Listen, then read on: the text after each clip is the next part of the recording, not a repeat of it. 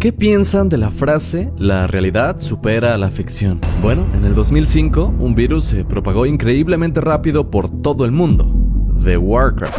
¿Cómo reaccionaron los jugadores? Pues como personas. Y fue por eso mismo que los científicos se pusieron a estudiar el comportamiento de esa pandemia digital, que al final nos ayudó a reaccionar mejor cuando ocurrió la pandemia del 2020. Pero, ¿qué descubrieron ahí? ¿Cómo es que analizar una pandemia en un videojuego nos ayudó contra una pandemia real? Y para empezar, ¿qué es World of Warcraft? Mira, ¿recuerdas Messenger, Habbo, Neopets, Metroflog? Cada vez se creaban más sitios para reunirse por internet. Y uno de los más grandes alrededor del mundo era y es World of Warcraft.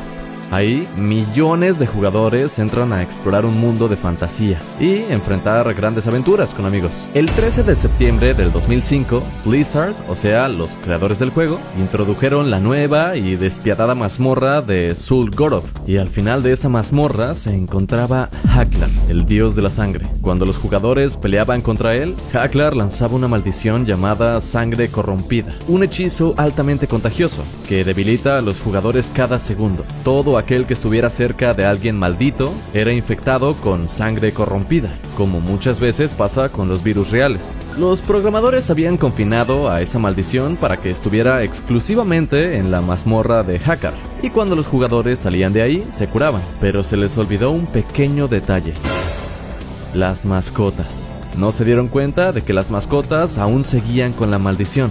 Los primeros jugadores en salir de esa mazmorra llegaban a las ciudades cargados de tesoros que habían encontrado, pero acompañados de sus mascotas aún infectadas. Y entonces todo empezó. La sangre corrupta se esparció entre los jugadores y los distritos comerciales. Rápidamente la gente comenzó a contraer la maldición. Pasaron de ser unos cuantos a cientos, y de cientos a miles.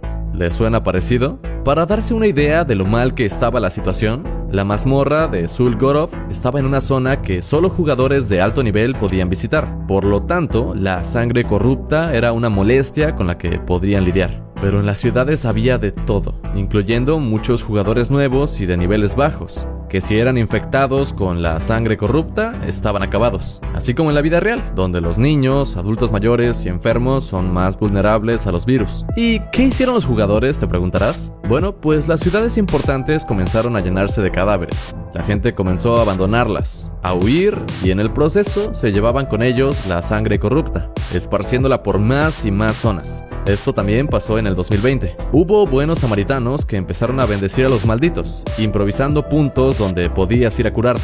Honorables médicos, básicamente. Sin embargo, con la falta de organización y de información, estos curanderos terminaban esparciendo más la maldición o cayendo en el intento de curarla, como lamentablemente pasaría en los hospitales y centros médicos en el 2020. Grupos de jugadores organizaron zonas de exclusión para así evitar que la maldición se propagara más, algo así como una cuarentena. Y sí, hubo gente que por querer salir de la zona y seguir con sus vidas como si nada, terminaron esparciendo más la maldición. Uno de los fenómenos más interesantes para los científicos fue la curiosidad que hacía que jugadores sanos se aventuraran a las zonas infectadas para ver qué estaba pasando y regresar rápidamente antes de infectarse también, lo cual resultó ser una excelente manera de infectarse también. Los científicos se dieron cuenta de que esos jugadores se habían comportado como los reporteros en la vida real, que entran en áreas infectadas para recolectar información mientras intentan no infectarse. También, como en la vida real, algunos jugadores tenían que completar tareas pendientes o trabajar para conseguir dinero. Para eso tenías que hablar con los personajes del juego, y sí, ellos también podían contraer y esparcir la maldición. Pero a simple vista no podías saber si estaban infectados o no,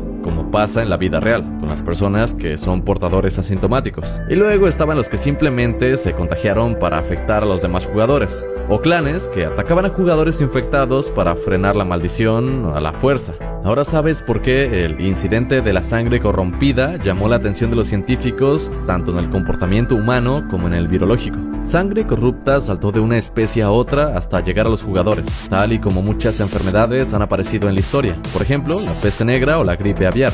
World of Warcraft se convirtió en un buen modelo para estudiar el comportamiento humano durante una epidemia. El incidente de sangre corrompida duró una semana, terminando gracias a un reinicio de los servidores y una actualización.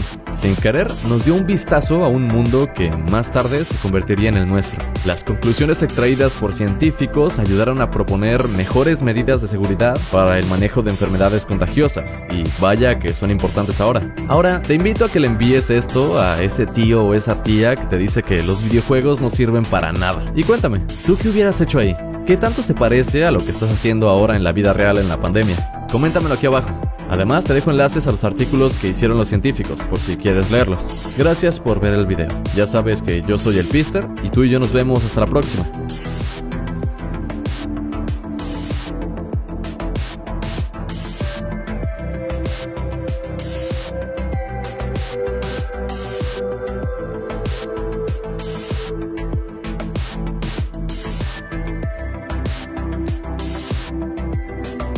Bye bye.